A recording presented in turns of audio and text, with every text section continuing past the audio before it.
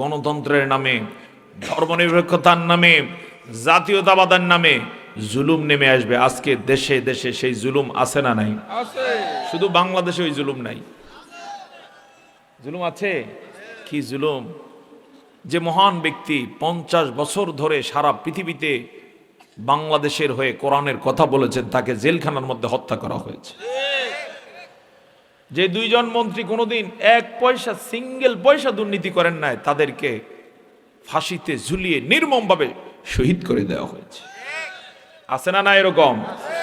বহু জনপদের যারা সম্ভাবনাময় নেতা, তাদেরকে জেলে দীর্ঘদিন পর্যন্ত আটকে রাখা হয়েছে।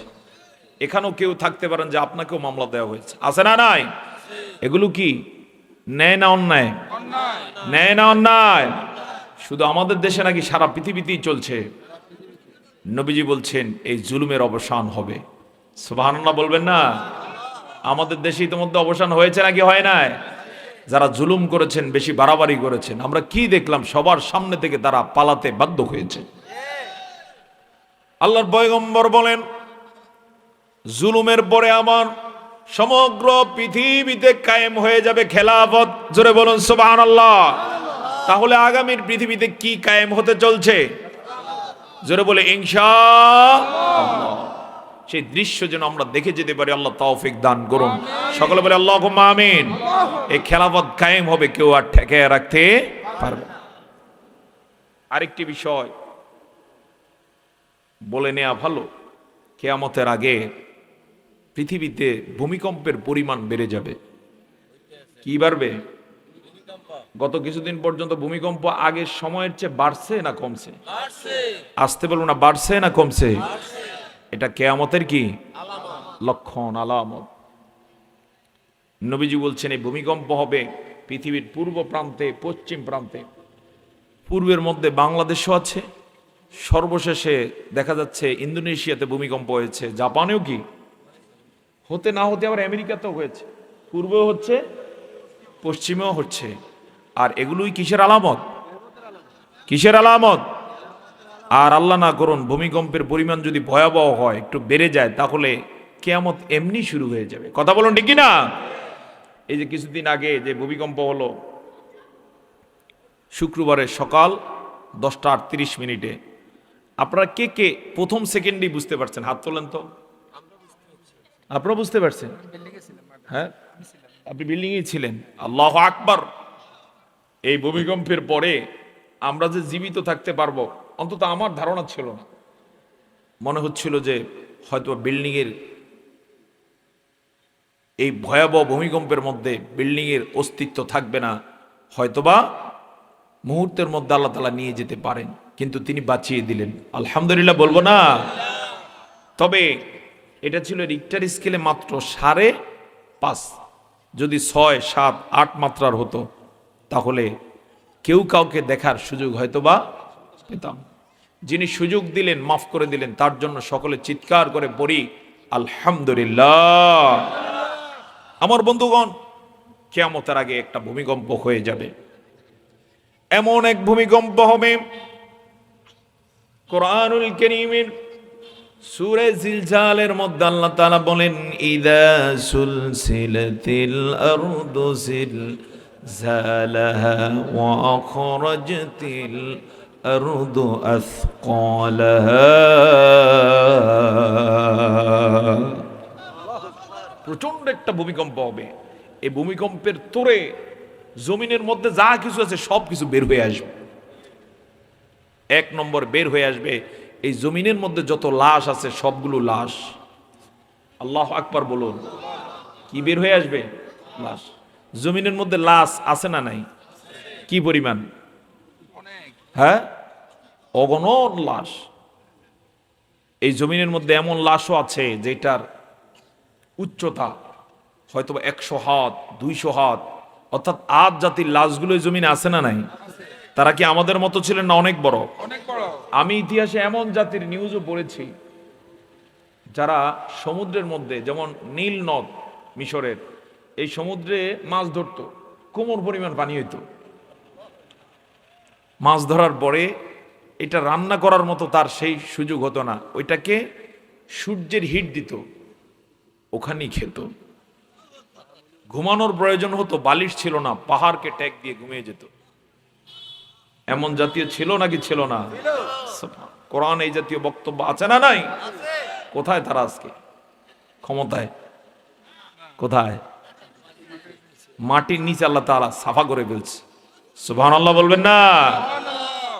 যত বড় ক্ষমতাধরই হোক না কেন, সবশেষ ঠিকানা কোথায়? যখন প্রচন্ড একটা ভূমিকম্প হবে, ওই লাশগুলো সেদিন সব বের হয়ে আসবে। শুধু লাশ বের হবে না, সবকে আল্লাহ তাআলা জেতা করে ফেলবেন। জবান ছেড়ে বলুন সুবহানাল্লাহ। আমার বন্ধুগণ, শুধু তাই নয়, যেদিন প্রচন্ড ভূমিকম্প হয়ে যাবে, এই জমিনের মধ্যে যত শত সহস্র টন হীরা আছে, সোনা আছে, বিভিন্ন দামি দামি জিনিস আছে, ভূমিকম্পের মধ্য দিয়ে সেগুলো সামনে বের হয়ে আসবে। আরেকটা জিনিস বের হয়ে আসবে, কান কারা করে শুনুন। আমরা আজকে যে যা আমল করতেছি, কেউ হয়তো আল্লাহকে ভয় করেন, কেউ হয়তো করেন না। যিনি যাই কিছু করেন, যত আমল করেন, জমিনে সব কিছু আজকে রেকর্ড হয়। ওদিন ভূমিকম্পের সাথে সাথে সব আমলগুলো বের হয়ে আসবে। কেউ যদি কারো একটা হাঁস চুরি করছে, চোর ধরতে পারে না, এরকম ঘটনা আছে না নাই? শীতের দিনে 100 হাঁস আছে, তার বিলে গেছে 5টা নাই, খোঁজ নিয়েও পাওয়া যায় না, কারণ যারা খোঁজ দিবে দেখা যাবে তারাই চোর। অবশ্যই এই জাতীয় ঘটনা অন্তত এই অঞ্চলে নাই? আছে। রস চুরির ঘটনা আছে বিভিন্ন জায়গায়, অবশ্যই এগুলো ভোলাতে নাই, লক্ষ্মীপুরে নাই, আছে। যেদিন প্রচন্ড ভূমিকম্প হয়ে যাবে, ওই ভূমিকম্পের পরে দেখা যাবে কেউ কারো একটা হাঁস খেয়েছিল, খাওয়া হাঁসটা জেতা হয়ে বের হয়ে আসবে। জমিন বলে দিবে এই হাঁসটা অমুকে অমুকে জবাই করে খেয়েছে। এমনি কিয়ামতের বিপদ। আরো যদি এগুলো প্রমাণ পায় তাহলে বিপদের উপরে কি? ওই বিপদের হাত থেকে বাঁচার জন্য আমরা আল্লাহর কাছে পানাহ চাই। সকলে বলে আল্লাহুম্মা আমিন। আজকের মাহফিল হোক তার জন্য সহায়ক। সকলে বলে আল্লাহুম্মা আমিন। তো আমার বন্ধুগণ, একটা আয়াতের মধ্যে আল্লাহ তাআলা কয় আদেশ দিয়েছেন, আবার নিষেধ করছেন কয়টা? 1 নম্বরে তিনি বলেন ইন্নাল্লাহা ইয়া'মুরু বিল আদলি, 2 নম্বরে ওয়াল ইহসানি, 3 নম্বরে হলো ওয়া ইতাইযিল কুরবা। নিশ্চয় নিশ্চয় আল্লাহ তাআলা তোমাদেরকে আদেশ করতেছেন 1 নম্বরে আদল করবা, ইনসাফ করবা। কি করবা? ইনসাফ। আজকে আমাদের সমাজে ইনসাফ আছে? আসতে বলবেন আছে? উঠে গেছে। আমরা একটু জিকির করি, লা ইলাহা ইল্লাল্লাহ, লা ইলাহা ইল্লাল্লাহ,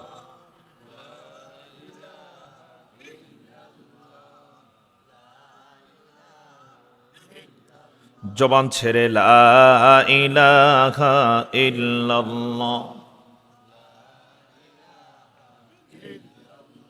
সুবহানাল্লাহ ওয়ালহামদুলিল্লাহ, লা ইলাহা ইল্লাল্লাহ, লা ইলাহা ইল্লাল্লাহ, মুহাম্মাদুর রাসূলুল্লাহ সাল্লাল্লাহু আলাইহি ওয়াসাল্লাম। আল্লাহ তাআলা 3টা আদেশের 1 নম্বরে বলছেন ইনসাফ করো।